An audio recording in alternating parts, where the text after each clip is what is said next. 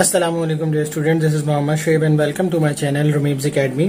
तो आज हम लोग आयन और रेडिकल के डिफरेंसेस के बारे में स्टडी करेंगे कि आयन और रेडिकल में क्या डिफरेंस होता है। पेपर पॉइंट ऑफ व्यू से ये सवाल 3 नंबर का आता है और इम्पोर्टेंट भी हो सकता है कि इस साल जो है वो एग्जाम्स में ये सवाल पूछ लिया जाए। इसके अलावा आप लोग जब भी जिस टाइम पे भी ये वीडियो देख रहे हैं तो उस साल के हिसाब से ये इम्पोर्टेंट हो सकता है। तो स्टार्ट करते हैं आयन और रेडिकल। अगर आयन और रेडिकल को आपने और अच्छे से समझना है तो इससे पहले मैंने आयन और रेडिकल की एक वीडियो बनाई है, आप लोग जो है वो देख सकते हैं, मैं डिस्क्रिप्शन में भी उसका लिंक दे दूंगा।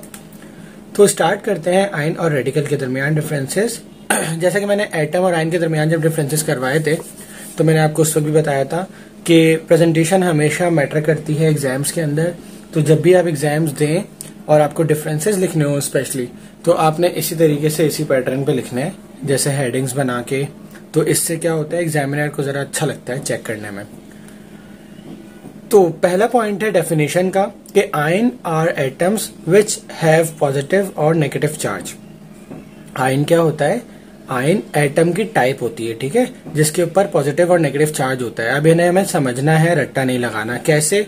जैसे मैंने आपको बताया था कि हाइड्रोजन है, इसका एटॉमिक नंबर 1 होता है। अगर ये एक एटम किसी को दे दे या किसी से ले ले, ठीक है, ये या किसी को दे दे तो ये पॉजिटिव चार्ज आयन बन जाएगा, और अगर किसी से ले लेगा तो नेगेटिव आयन बन जाएगा। तो इस सूरत में ये क्या कहलाएगा? आयन, जब ये इलेक्ट्रॉन किसी से गेन या लॉस करेगा, ठीक है। जबकि रेडिकल्स क्या होते हैं? रेडिकल्स हमने पढ़ा था कि रेडिकल्स वो एटम्स होते हैं या वो ग्रुप ऑफ एटम्स होते हैं जिनके पास odd number of unpaired electron होते हैं। ऑड नंबर कह सकते हैं या अनपेयर्ड इलेक्ट्रॉन कह लें, तब भी एक ही बात है। क्यों? क्योंकि जो शेल्स होते हैं उनके पास जो इलेक्ट्रॉन्स होते हैं ना, वो हमेशा पेयर फॉर्म में होते हैं। जैसे K2 हीलियम हमारे पास एक एटम है जिसका एटॉमिक नंबर 2 होता है, तो उसके पास जो 2 पहले शेल में इलेक्ट्रॉन होंगे ना, वो इस तरीके से पेयर फॉर्म में होंगे। तो अगर किसी के पास 3 इलेक्ट्रॉन होते हैं तो ये तीसरा अनपेयर्ड हो जाएगा ना, तो ये अनपेयर्ड भी हो गया और ऑड भी हो गया। देखें 1 2 3 हो गए 3 नंबर। और अगर किसी के पास एक है, जैसे हाइड्रोजन है, तो वो भी क्या है? 1 है। इस तरीके से ऑड नंबर भी कह सकते हैं हम और अनपेयर्ड भी कह सकते हैं, एक ही बात है। तो वो एटम्स या वो ग्रुप ऑफ एटम्स जिनके पास अनपेयर्ड इलेक्ट्रॉन्स होते हैं उन्हें हम रेडिकल या फ्री रेडिकल कहते हैं। फ्री रेडिकल भी कहा जा सकता है, ठीक है।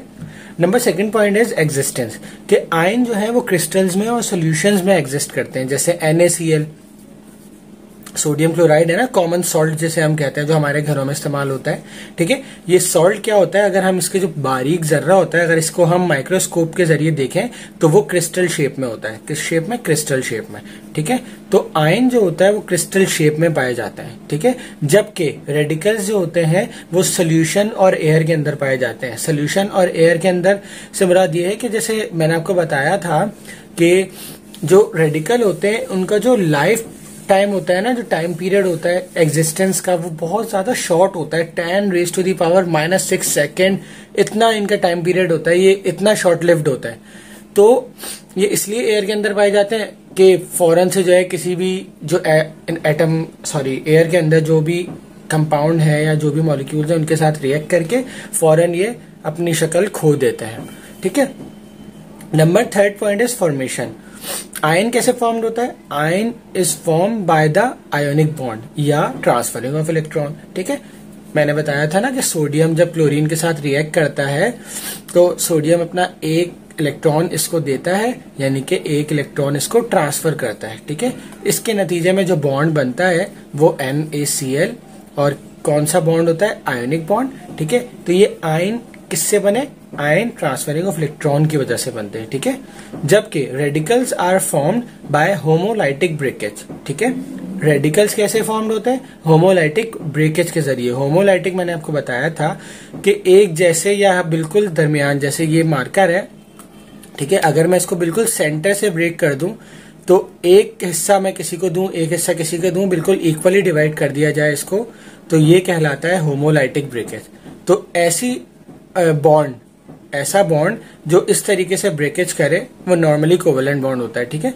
तो उस के नतीजे में हमारे पास जो फॉर्म होता है वो रेडिकल्स होता है। इसकी कंप्लीट डिस्क्रिप्शन आप रेडिकल वाले लेक्चर में देख सकते हैं, आपको अच्छे से समझ में आ जाएगा, ठीक है। अच्छा जी, number 4 is ions are not affected by the presence of light. Ions जो है वो लाइट की प्रेजेंस में अफेक्टेड नहीं होता, ठीक है। यानी कि लाइट जो है ना एक कैटालाइटिक के तौर पे, कैटलिस्ट के तौर पे इस्तेमाल होती है बहुत सारे केमिकल्स को। जब हम फॉर्म कर रहे होते हैं, जब हम केमिकल रिएक्शंस कर रहे होते हैं, तो हमें बहुत सारी जगह पे लाइट चाहिए होती है।